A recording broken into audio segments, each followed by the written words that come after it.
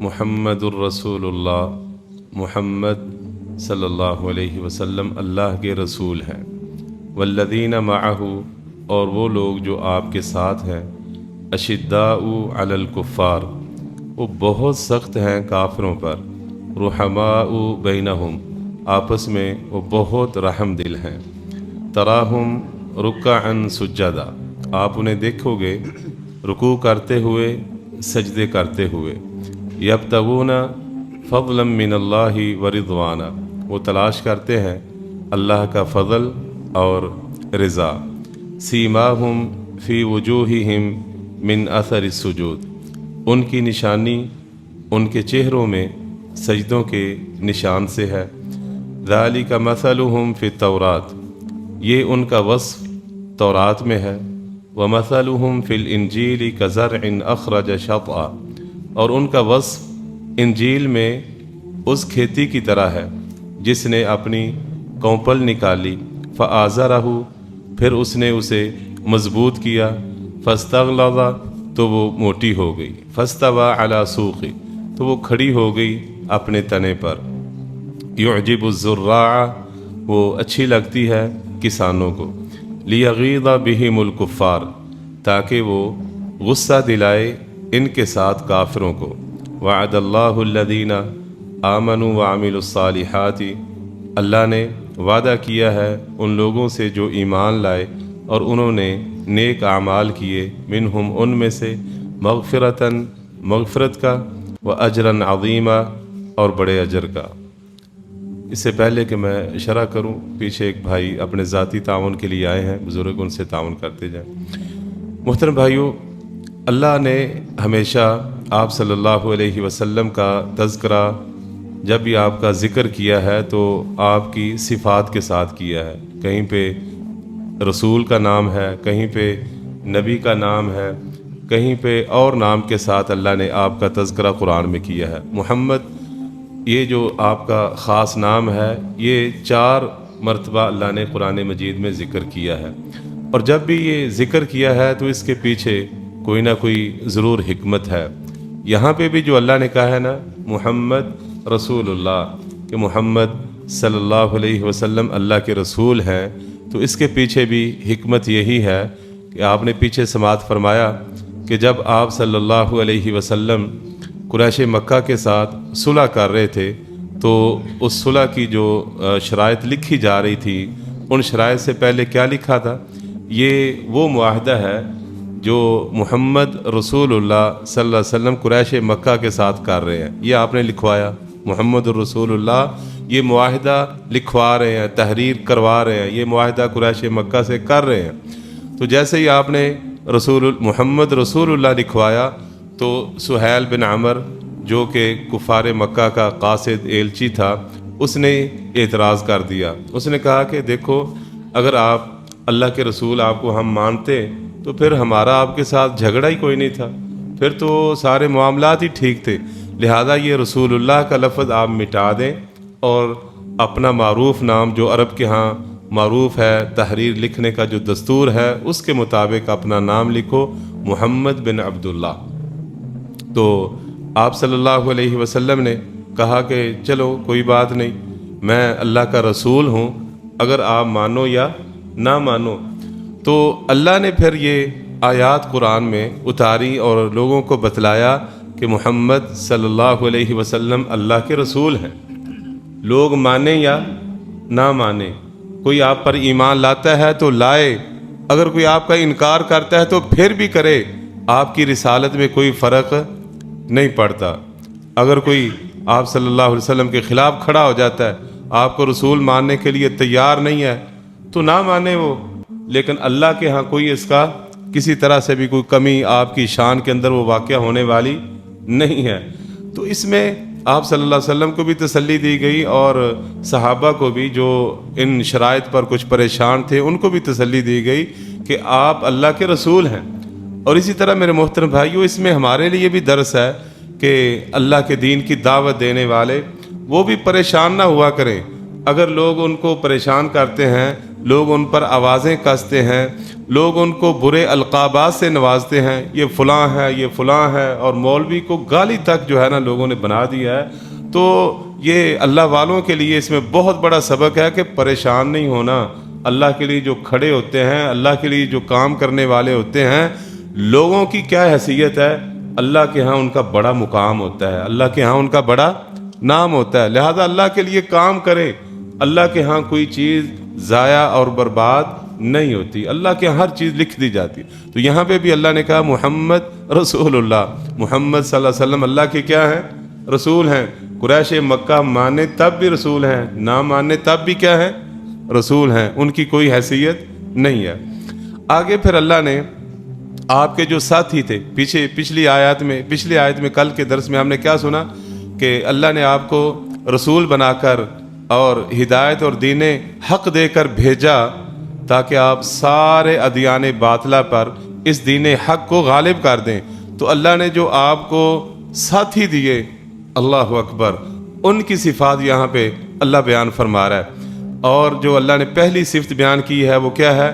والذین معہ اشداء علی الکفار رحماء بینہم، اور جو اس کے ساتھ ہیں وہ کافروں پر بڑے سخت ہیں۔ شدید کا لفظ مبالغے کے لیے آتا ہے، بہت سخت ہے، کافروں کے لیے بڑے ہی سخت ہیں۔ رحماء یہ بھی مبالغے کا صیغہ ہے، رحیم کی جمع رحماء، کہ وہ آپس میں بہت نرم دل ہیں، آپس میں نرم دل ہیں اور کافروں کے لیے بڑے ہی سخت ہیں۔ یہ کن کی صفت ہے؟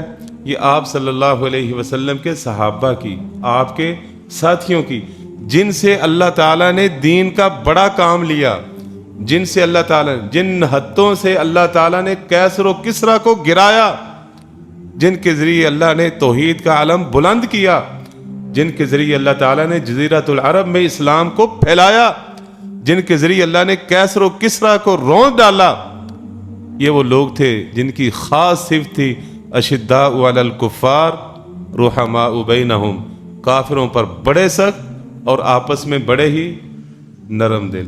کیا خیال ہے یہ صفات آج ہمارے اندر پائی جاتی ہیں؟ ہاں جی، پائی جاتی ہیں۔ ادھر سے بندہ کیا وہ باہر سے چکر، کوئی یورپ کا چکر لگا کہ وہ آ نہیں جاتا، اور پھر جناب اس کی آپ تعریفیں سنو، او جناب یورپ والے کیسے جناب ان کے نظام ہیں، کیسے وہ اچھے لوگ ہیں، کیسے وہ جناب وہ آپ کے ساتھ جناب آداب معاشرت ہیں ان کے، کیسے جناب ان کے قوانین ہیں، پتہ نہیں کیا کچھ جناب ان کی تعریفیں شروع کر دے گا، اور سارے مسلمانوں کو اپنی زبان کے ذریعے وہ رونت کے رکھ دے گا۔ یہ عقیدہ ہے، یہ اسلام ہے، ایسے اسلام والے تھے وہ۔ اللہ کی قسم، جن کی بات محمد کریم صلی اللہ علیہ وسلم کے ساتھ، جن محمد صلی اللہ علیہ وسلم کے ساتھیوں کی بات ہو رہی ہے نا، وہ کفار کے بارے میں اتنے سخت تھے کہ میدانوں میں بعض دفعہ ان کے سگے باپ بھی آئے ہیں تو انہوں نے سگے باپ کی گردن اتار دی۔ اشداء علی الکفار رحماء بینہم، اللہ نے فرمایا دوسری جگہ پہ اعزۃ اذلۃ علی المؤمنین اعزۃ علی الکافرین، مومنوں کے لیے بڑے ہی نرم اور کافروں کے لیے بڑے ہی سخت۔